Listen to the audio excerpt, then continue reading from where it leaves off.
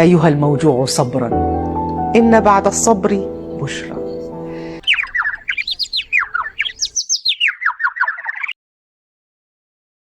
مرحبا يا صبايا، شلونكم؟ شلون صحتكم؟ ايش اخباركم؟ طمنوني عنكم، ان شاء الله تكونوا بألف خير يا رب وانتوا عم تشوفوا الفيديو. الله يسعد كل اوقاتكم.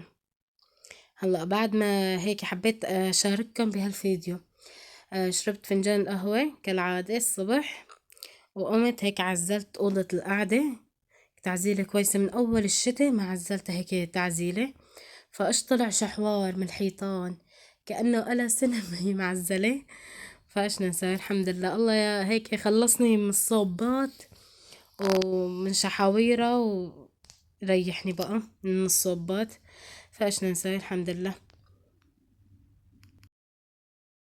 فالحمد لله رب العالمين، من رضي عاش يعني. تعرفوا انتو هون بتركيا المعيشة غالية، والبيوت الأجارات البيوت والله بالنار.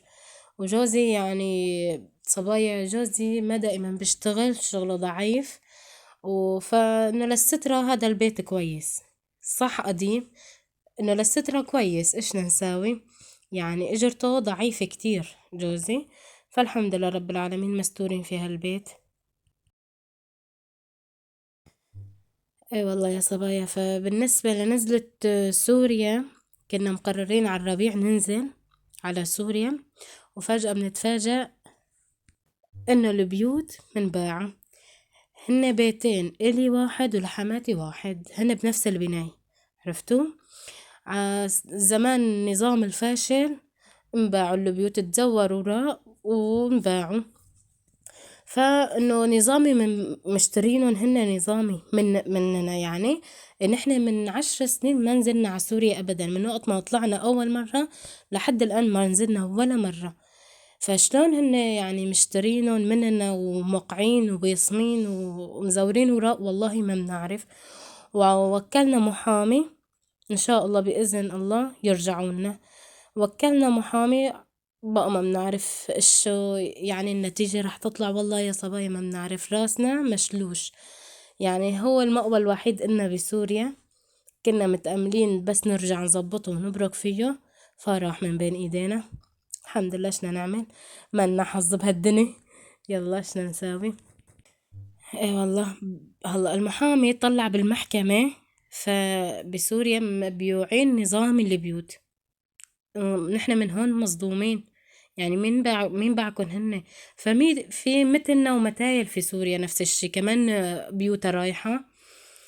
هلا انا بيتي مضروب نصه، رايح مسروق، البواب، الكهرباء، الخلاطات، المي، كل شي مسروق منه. عايفينه على العظم لك قبلانين، بس تركونا هو بس نرجع منصلحه ونبرك فيه. لا وفوق منا كمان مزورين وراء واخدينه. وبيت حماتي يقولوا مكسي من كل شي مزبط كمان. هذا الحيط ما عملته، ما ليفته بالمي لاني الشاشة موجودة، فقلت بمسحه مسح احسن، بحط السيبة وبمسحه مسح. ايه والله يا صبايا، ايش نساوي؟ كمان اغدي لبيت لحماتي، يعني الحيلة والفتيلة. هلا هون بعد ما خلصت اجت حنين من المدرسة، خليلي قلبها، شافتني والله تعبانة وهيك، صارت كمان تساعدني بالمد، ويعني يساعدوني الأولاد كلهم، يعني الأولاد صاروا يساعدوني. هيك بدي أعملهم بهي الطريقة، وأصفهم هيك كلهم بالصينية. هلا عندي هون يا صبايا الكبابة وبصلة وثوم مفرومين ناعم هدول، وحطيت بابريكا وبهار وملح وفلفلة حدة، وحطيت لهم زيت. واللحمة تكون، الكبابة تكون مدهنة، بتطلع أطيب وأدسم.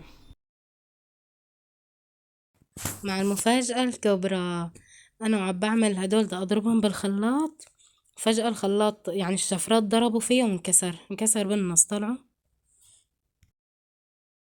طلعوا يا صبايا، هيك عملته. هدول الفليفلة والبندورة كان لازم أضربهم على الخلاط وأكدتهم هيك صوص، عرفتوا؟ بما إنه انكسر الخلاط عندي، هيك عملتهم، حطيتهم هيك. بس راح أحط كمان معهم بطاطا. قال يعني هيك عم بدوكر طلع. هلا بتقدري هاي الأكلة تطبخي جنبها رز. بما انه انا طبخت امبارحة رز، فما رح اطبخ جنبها رز اليوم.